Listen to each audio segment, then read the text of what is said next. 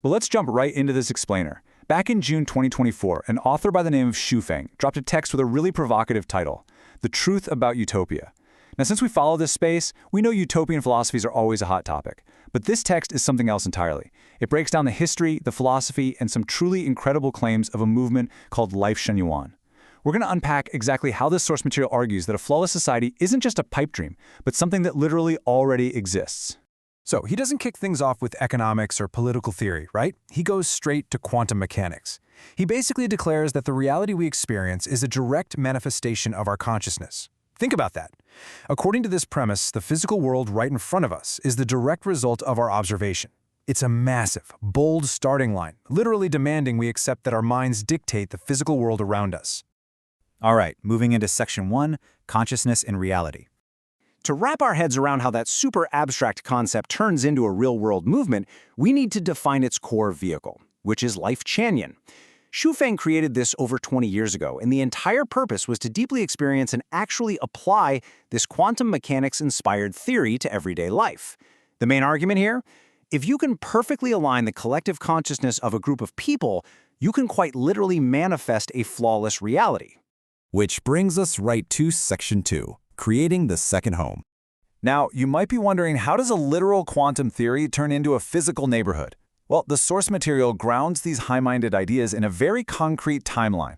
Lifechanyuan was created over 20 years ago. Fast forward to April 2009, and this new production and living model called the Second Home is officially born. Today, it boasts 16 solid years of continuous utopian practice. And Shufeng proudly notes that despite taking more than 10 heavy blows over the years, the model is still full of infinite vitality.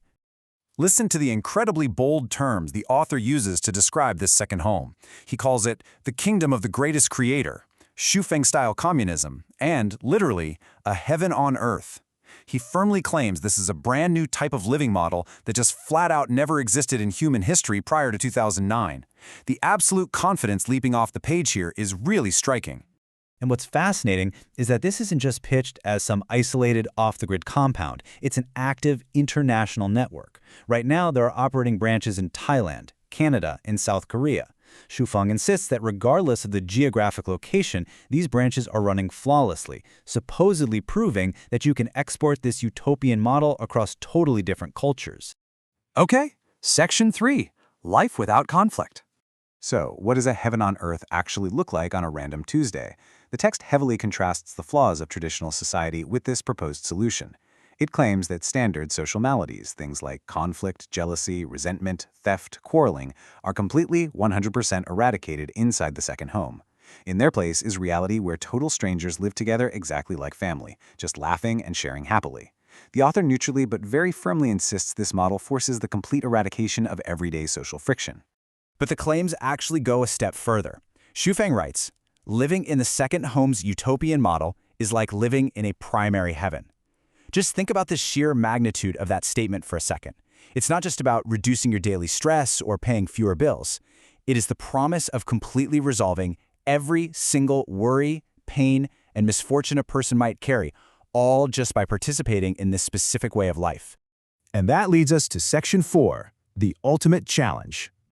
This is the part where the text kind of turns the mirror right back at you, presenting a very stark, binary choice. Step 1, you meet the utopian conditions. Step 2, if you meet them, the text claims you ascend to heaven in one step. But step 3, if you fail, you just continue your current, everyday life. There is absolutely no middle ground offered here. You're either in or you're out. Now, obviously, claims about a flawless heaven on earth are going to invite some heavy skepticism. But Shufeng preemptively addresses the critics. He writes that if you read these claims and you can't understand or even believe them, it's simply because your spiritual perception hasn't opened. It is a truly fascinating rhetorical defense mechanism. It frames any disbelief not as a flaw in the utopian model itself, but as a spiritual deficit in the reader.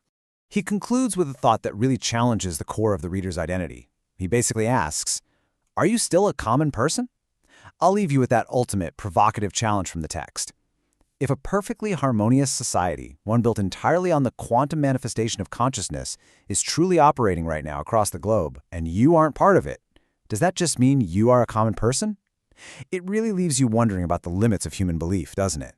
And maybe, just maybe, about the realities we are creating for ourselves every single day.